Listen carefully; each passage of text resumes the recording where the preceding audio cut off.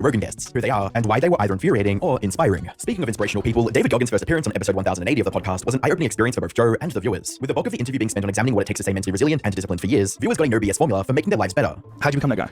You know what? I grew up not that guy. Yeah. So a lot of people put a title on me. They want to, they see me now. They see me now as a guy that with his shirt off, who can do 4,030 pull-ups in 17 hours, who can run 205 miles in 39 hours, who can do all this crazy shit. But what they don't understand is they don't understand the journey that it took me to get to this point. Throughout the interview, David reflected on the choices that allowed him to push through the grueling trials, like serving as a US Navy SEAL for 20 years, breaking the world record for the most pull-ups in 24 hours, and running several ultramarathons for charity whilst injured. So I tried to go out this little knoll around our grassy area in San Diego. I tried to run. Legs were broken. I said, fuck, I can't even, I'm jacked. Can't do shit. So I said, maybe I'll watch you guys do the marathon and I'll cheer you guys on, whatever. And I said, I'll try to walk with my mom. December 5th happened. That gun went off 2005. 14 days after, I broke myself off.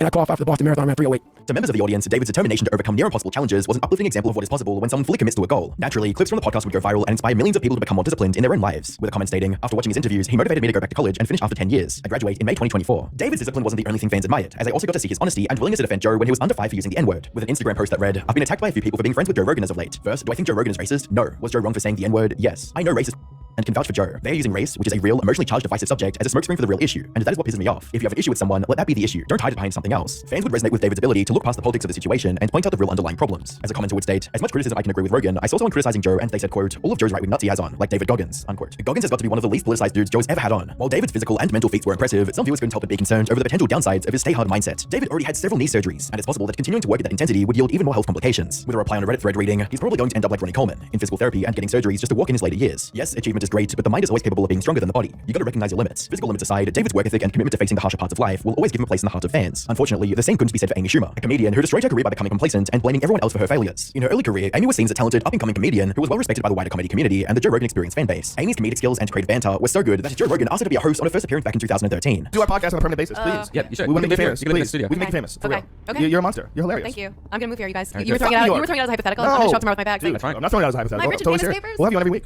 Viewers would also share positive thoughts on Amy's comedic talent, with comments like, tell me less, haha, Amy Schumer destroys right off the get-go, hilarious. While Amy didn't take Joe up on his offer, she continued to flourish in other aspects of her career. From 2013 to 2015, Amy got her own TV series on Comedy Central, starred in the movie Trainwreck, and was even listed on Time Magazine's 100 most influential people. It goes without saying, but Amy was living every comedian's dream, and it seems like things would only go up from there. Unfortunately, all good things must come to an end, as Amy was about to become embroiled in several controversies that rapidly undermined her entire career. In April 2014, Amy would face numerous allegations of stealing jokes from other comedians, a cardinal sin in the world of comics. The first to point out the sketchy nature of Amy's performances was the YouTube comedian Joseph Tran. He claimed the episode Allergic to Nuts from Inside Amy Schumer had extremely similar jokes to his web series, Reasons Not to Date a Comedian. Amy Schumer did a sketch on her Comedy Central show where she gets tricked into bed by a magician. According to a Yahoo exclusive, that is the brainchild of staff writer Kyle Dunnigan, who also plays the magician. After that episode aired, quite a few of our friends messaged Lexi, George, and me, and they were all like, oh my god, you see Amy Schumer's episode? Holy crap, they're doing bits from Reasons Not to Date a Magician. Hey, they stole your bits. Even though he couldn't show examples of Amy's portion, he showed clips from his web series that had similar setups and punchlines.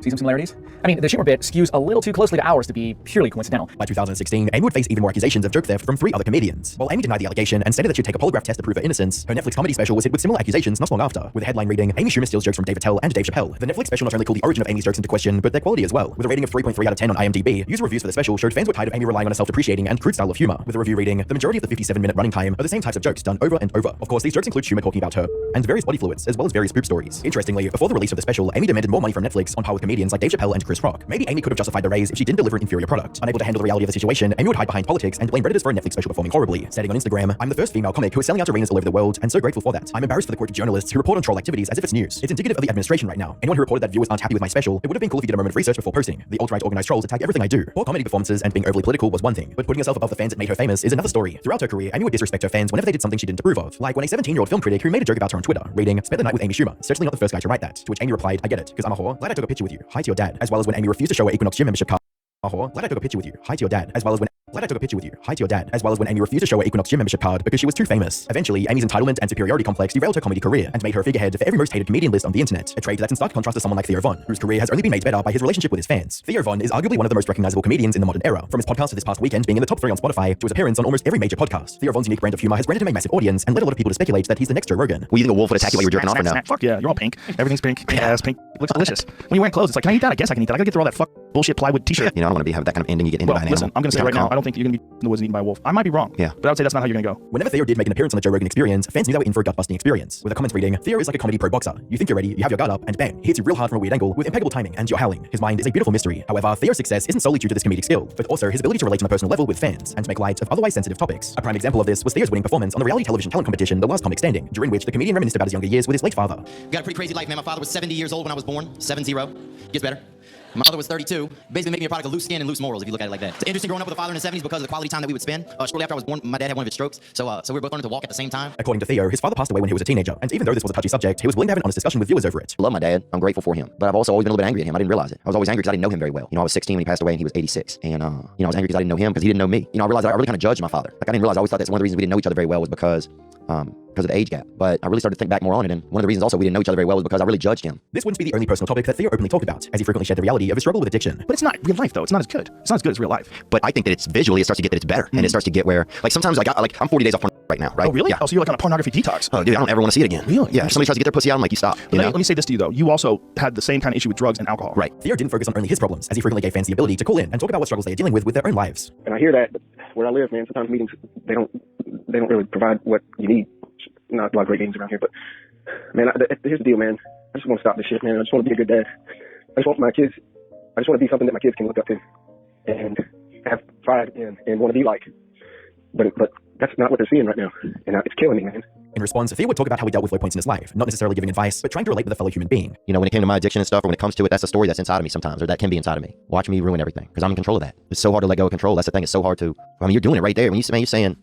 You're tired. Man, I know that tiredness, brother. Conversations like this highlight why Theo's authentic personality and reliability were the driving force for his career. Being funny is one thing, but being able to reach out and empathize with the audience is incredibly rare in the entertainment industry. He would even make an Instagram post reading, "A few weeks ago, I was exhausted thinking about myself and caught up in my own world. And I met this killer bee, Ebony. I got nosy and learned she drives an hour to work each morning at 4 a.m. because her mother is sick and she wants to live near her. Put my morning in perspective. Nothing I admire more than a hardworking woman. Reminded me of my own mother. However, showing empathy is something Candace Owen doesn't seem to understand, as she believes protecting the climate isn't a thing. Even though our interview with Joe started on equal footing, things quickly got out of hand when the topic of climate change came up. The environment? Not even a little bit. Not even a little bit? No, okay, let me clarify this. I don't throw trash on the ground. I'm not saying we need to trash the environment. But do I believe in climate change? No. You don't believe in climate change? Well, I think the climate always changes. I guess. Do I believe that this is an issue that is global warming, which they've changed conveniently, got rid of the word when scientists started disproving it. Now they only say climate change. No, I think that was just a way to extract dollars from Americans. I don't. You'd think Candace would be willing to defend such a firm stance, but that wasn't the case. You would have to talk to a bunch of different scientists Right. and see how they gather data and see what they understand about CO2 levels and what's the danger of them Right. and what can combat it and what cannot. This wouldn't be the hill I died on, right? But it's not the fun part. I just genuinely, I've read a ton about it, but I would not be able to come to you and say this is my strong opinion. I didn't do a deep dive on all of this because I read about it because it was at a forefront of discussion. So I read about it all night, and my conclusion was that they started pulling up all of these studies from the person that did this, that I did a deep dive on, and they started showing how these community of scientists were in fact somewhere behind that .org, someone that was being funded. So to me, the issue got too politicized for me to believe that global warming was something that was going to wipe out the world. Now, scientists get funded. That is a fact. Yes. But that doesn't mean that the funding affects the scientific research Right. and the data, which they all agree on. When asked how her opinion on such a critical topic like climate change could affect her viewers, Candace immediately got defensive. If I was a person that was putting forth policy on climate change, or if I was a person that put out my opinion publicly on climate change, I would do all of that. I'm just not. I understand what you're saying, but what I'm saying is that you're a very smart person, Yeah. and people listen to you, and they're going to listen to you for a long time. But this is what I hate. This is what I hate. Hold on, Because let me finish you what I'm have to have a saying. formal opinion on No, everything. you don't have to have a formal opinion on everything. What you do have to have is the ability to know when you don't know what the fuck you're But I talking just said about. that. Whether Candace knew it or not, the disconnect between her and Joe over climate change was only made worse by drawing political lines around the subject, a fact that fans were quick to pick up on and call her out for. With the comments reading, she says, quote, "I'm not a Republican or right-wing, I'm a free thinker," then goes on to parrot every single Republican right-wing talking point, as well as, "She's a fraud and she's hustling." Remember, she said racism doesn't exist, but settled in alleged racial abuse from some politician. Women just finessing racist whites out of their money. Unfortunately, this wouldn't be the only time Candace's narrow line of thinking negatively affected her judgment. A good example of this was Candace praising Hustlers University for being a better form of education for children over regular university. There was a person who was doing a bunch of digital content. I thought his content was amazing. Got into touch. I mean, figured out this a young school kid, basically essentially 20 years old, just turned 20 years old. And I'm like, dude, you're a hustler. You're a hustler. Where did you learn how to do all this stuff? I'm gonna hire you. I'm like, what school did you go to? Harvard, Columbia, Hustler University. I said, excuse me, what's Hustler? I went to Andrew Tate's school and I learned how to do all of these. I mean, this kid is gonna make a killing. That's not even the worst part, as Candace claims she doesn't even know what Hustlers University is, but still endorses it. I generally don't even know what Hustler University is, but I know that kid is 10 times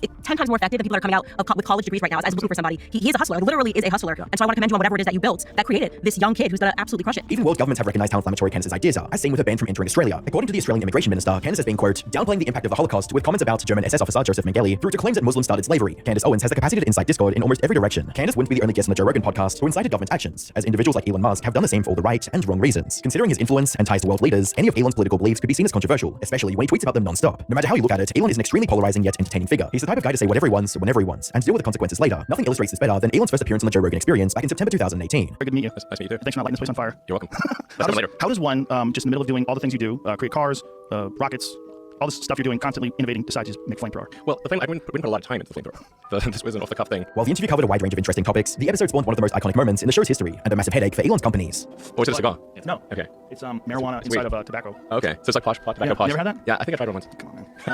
You probably can't because stockholders, right?